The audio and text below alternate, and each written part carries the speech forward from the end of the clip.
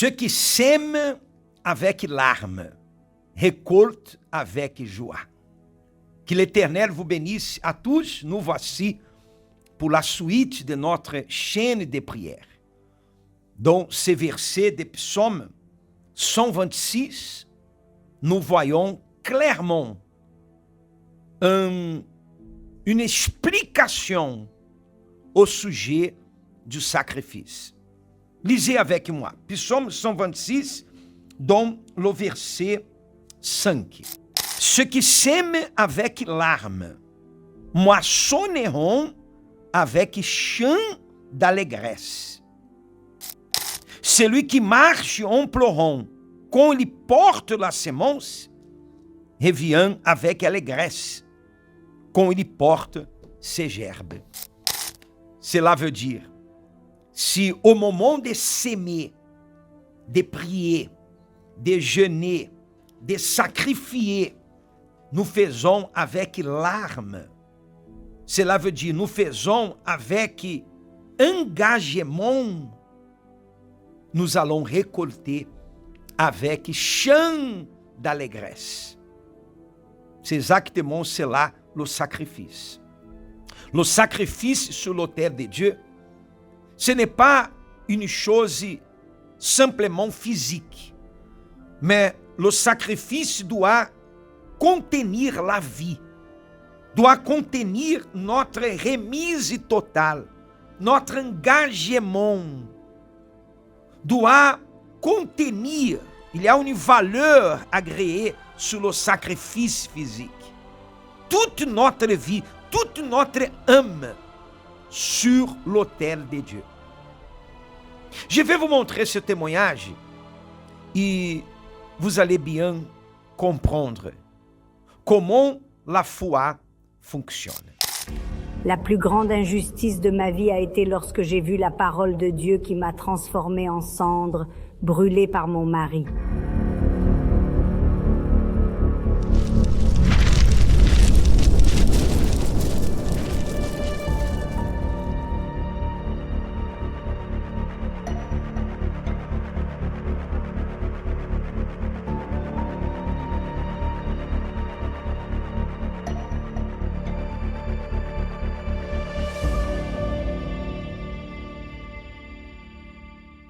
Quand j'étais célibataire, je sortais, je fréquentais des discothèques, je fumais, je me droguais le week-end.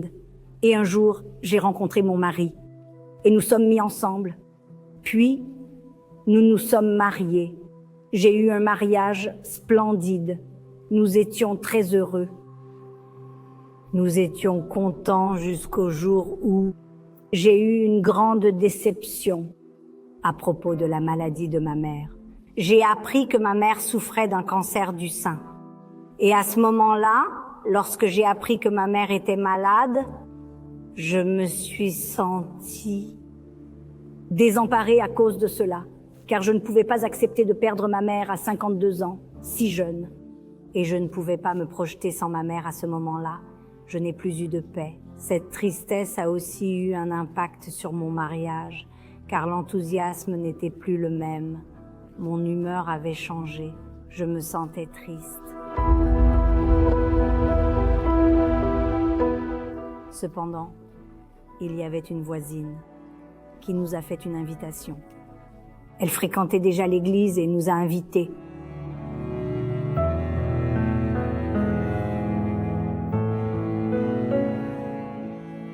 Je suis allée à l'église et je suis restée là tout au fond en écoutant la parole. Et la parole que j'ai entendue m'a touchée profondément, m'a transformée à l'intérieur. C'était une transformation radicale qui a eu lieu en moi.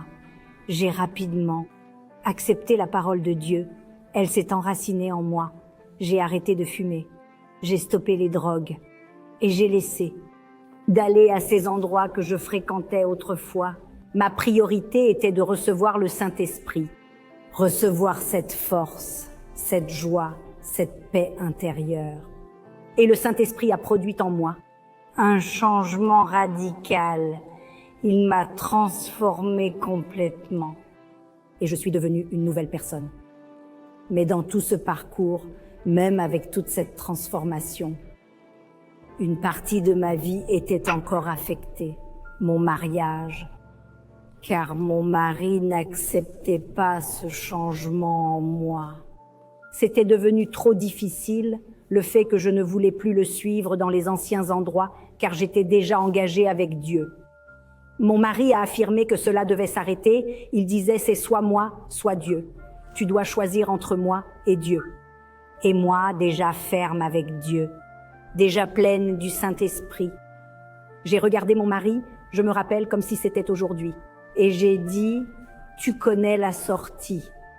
Et je savais parfaitement, j'avais tant confiance en Dieu, je savais que Dieu était si grand avec moi, que Dieu était avec moi et moi avec lui.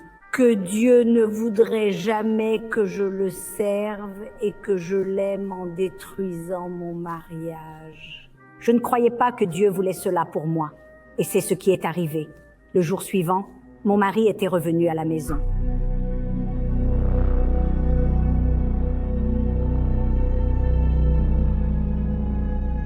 Bonjour, je m'appelle José Antonio. Je suis le mari d'Isabelle. Et j'étais une personne horrible, très compliquée. Pourquoi cela? Parce que ma femme fréquentait déjà l'église et je n'ai jamais pu l'accepter. Je n'ai jamais accepté qu'elle aille à l'église. Et je l'empêchais toujours. Je faisais tout pour qu'elle ne vienne pas à l'église. Je l'empêchais de venir à l'église. Alors que se passait-il? Je déchirais la Bible. Je la détruisais. J'ai même brûlé une Bible. Je gardais ma femme enfermée chez nous. Je ne la laissais pas sortir, à cause de cette colère. Et elle est une femme de foi, toujours tranquille, toujours calme, toujours. Et elle, eh bien, elle revenait de ses réunions, rentrait à la maison, me traitait si bien, ou mon amour, veux-tu ceci, veux-tu cela pour le déjeuner? Et j'étais toujours avec cette haine, toujours avec cette arrogance, avec cet orgueil, je ne veux rien, va-t'en, ne me parle pas. Disparais de ma vie. J'ai mis en péril mon mariage. Une fois je me suis tourné vers elle, tellement en colère, que je lui ai dit, ou moi, ou l'église, ma fierté et mon arrogance, de quitter la maison. À l'époque, ma fille était un bébé. Elle avait quelques mois. Et puis, je l'ai laissée. C'est vrai. C'est vraiment vrai. Je me rappelle maintenant. Je fais un retour en arrière. C'est vrai.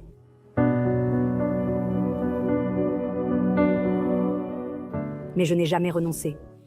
J'ai toujours été persévérante et cette injustice était énorme, mais j'étais convaincue que l'autel était le lieu où je pourrais corriger cette injustice. Cette parole qui m'enseignait ce que je devais être pour mon mari, une épouse soumise et forcée d'avaler des couleuvres. Et j'ai supporté. Et j'ai toujours bien traité mon mari. Je l'ai toujours respecté.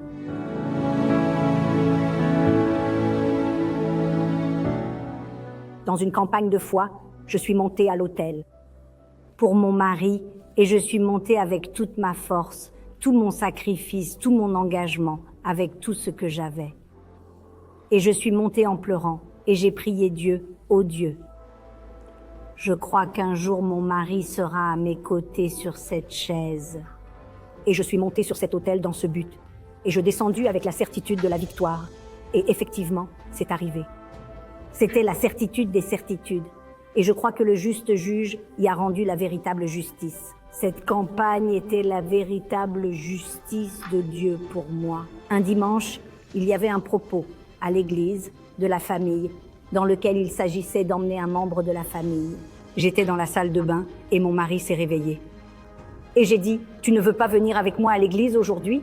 Et il m'a regardé et m'a dit, d'accord, j'y vais. Écoutez, quand il a dit, j'y vais, c'était une joie immense, immense. À partir de ce moment-là, il a commencé à fréquenter l'église avec moi. J'ai commencé à voir beaucoup de changements chez mon mari. Son orgueil a été brisé.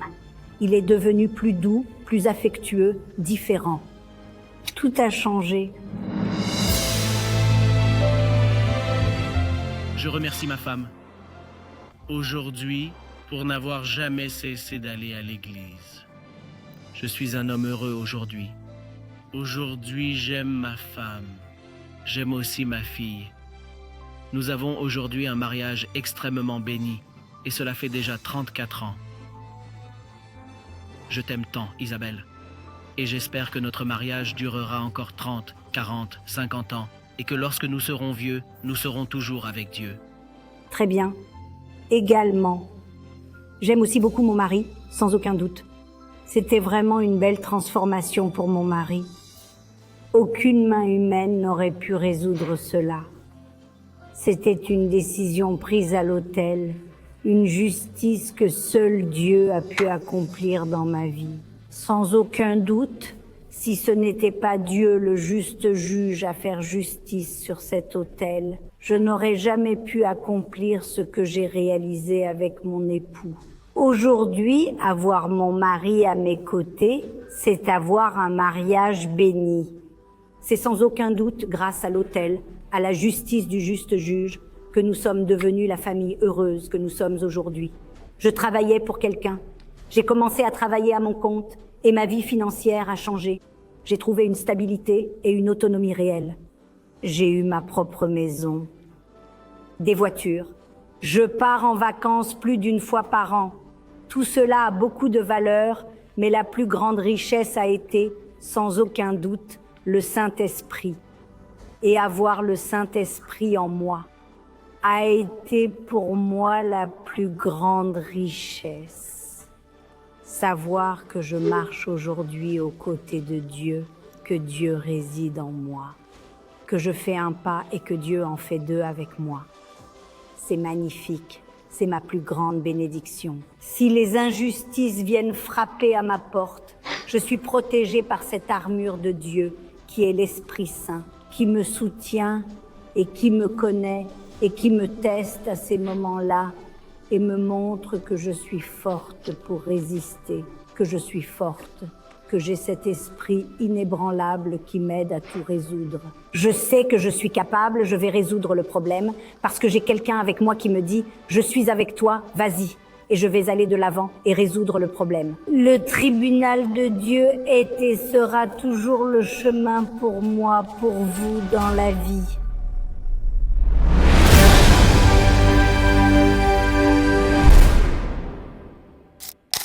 Voilà, vous avez un exemple d'une remise totale de la vie sur l'autel de Dieu. C'est un des témoignages plus forts que nous avons montré ici dans ces derniers jours. Et sûrement, si vous pratiquez la foi, une foi active, une foi vivante, au Dieu vivant, vous allez obtenir aussi les résultats de la foi. Ceux qui sèment avec larmes vont récolter avec chant d'allégresse. Il y a des moments où la justice semble tellement lointaine. Tout semble aller de travers et, à nos yeux, rien n'a de sens. C'était une très grande injustice. Tu élèves une fille pour qu'elle serve Dieu et pourtant elle décide de servir ce monde. Plus on essaie de comprendre, plus on s'enfonce dans les pourquoi. Le jour où elle a dit « Je suis athée », je n'y crois pas. Sur le moment, c'est le choc, la tristesse. Je me suis dit, ce n'est pas possible que ça soit arrivé. Je suis sur ton autel en train de prêcher ta parole, de te servir, Seigneur, Dieu vivant. Regarde dans quel état est la situation à la maison. Mais quand il y a la foi, il y a en effet véritablement la certitude que l'injustice apparente n'est pas la fin. Même si au début cela semble injuste, cela finit par servir la justice de Dieu. Je disais que je ne voulais pas suivre le même chemin qu'eux. Et aujourd'hui, j'ai le désir de servir Dieu. Où ça? Sur l'autel. Elle ne dépend pas d'avocats, de témoins ou de tribunaux. Elle dépend de la foi, qui ne vacille pas, qui n'abandonne pas et ne cède pas face aux circonstances. Elle transforme la mort en vie. Celle-ci, c'était ma mère. Oui, elle en est arrivée à ne peser que 23 kilos. Il y a eu une situation où un médecin, qui était spécialiste dans son cas, et on a vraiment tout fait pour l'emmener le voir. Et quand il l'a vu sortir de la voiture, tout de suite, il a refusé de la prendre en charge. Il a dit « Je ne vais pas la soigner parce qu'elle va mourir et je ne veux pas porter cette culpabilité avec moi. » Et l'endroit où cette justice est provoquée, c'est bien l'autel, là où ce qui semblait être la fin devient en réalité un nouveau départ. Viens maman. Aujourd'hui, je suis vivante et forte. Et pour ceux qui veulent la vie que Dieu promet, il n'y a pas d'autre issue. C'est soit l'autel, soit l'autel. La force de la foi investie sur l'autel transforme l'humiliation en honneur. Ici, on a eu une perte d'un demi-million, un travail de 17 ans. Et on a tout perdu en un seul jour. Au milieu de tout le chaos, de l'inondation qu'on a traversée, j'ai reçu un diagnostic de cancer du sein. Quand je l'ai découvert en août, il n'y avait qu'un seul nodule. En octobre, il y avait déjà 4 tumeurs dans le même sein. Et à la fin, il est en effet absolument impossible d'ignorer que tout devient matière première, essentielle et fondamentale, pour la justice de Dieu dans la vie de celui qui croit. Dieu a tout restauré en 6 mois, tout ce qu'on avait perdu. Et le cancer? Vous n'avez pas parlé du cancer? Le cancer a disparu. Je suis guérie grâce à Dieu. Il y a eu une injustice. Et c'est à travers cette injustice que Dieu a permis que la justice de Dieu se manifeste. Le juste vivra par la foi.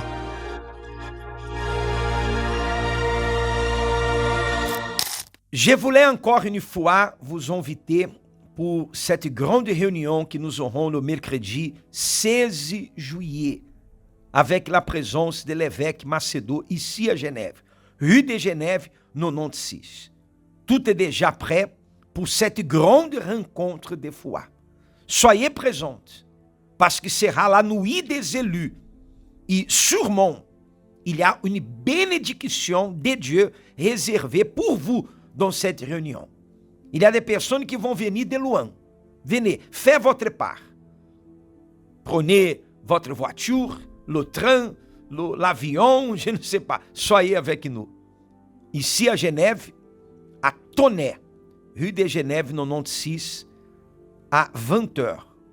Programmez-vous pour arriver à 19h, pour que vous puissiez arriver tranquillement, prenez place et restez en attendant la réunion, en esprit de prière. Vous êtes mon invité pour cette réunion toute spéciale.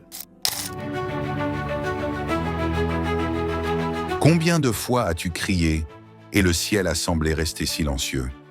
Combien de nuits en larmes? Combien de jours où tout semblait perdu? Mais malgré tout, tu n'as pas cessé de croire. Tu n'as pas été oublié. Dieu a entendu chaque prière et a vu chaque acte de foi. Et Dieu ne ferait-il pas justice à ses élus qui crient à lui jour et nuit, et tarderait-il à leur égard? Je vous le dis, il leur fera promptement justice. La nuit des élus arrive, avec la présence de l'évêque Edir Macedo à Genève, au temple de la foi de Tonnet, une nuit marquée dans le ciel. Quem crê, ou quem acredita naquilo que está escrito que Jesus falou, esse é escolhido. Une réunion pour ceux qui ne renoncent pas, pour ceux qui continuent à crier à Dieu, même quand tout semble impossible. Une nuit pour les persécuter, les rejeter, les humilier, mais qui n'ont jamais abandonné la foi. Une nuit pour ceux qui savent que la justice de Dieu ne faillit jamais. Le moment est venu. Le moment où le Très-Haut se lève pour faire justice à ses élus. Invite ta famille, apporte ta foi et prépare-toi à vivre l'accomplissement de la promesse de Dieu dans ta vie. La nuit des élus, mercredi 16 juillet, à 20h, Église universelle, Temple de Tonnet, rue de Genève, 96, avec la présence de l'évêque Edir Macedo. Dieu ne tardera pas, il fera justice, et il la fera rapidement.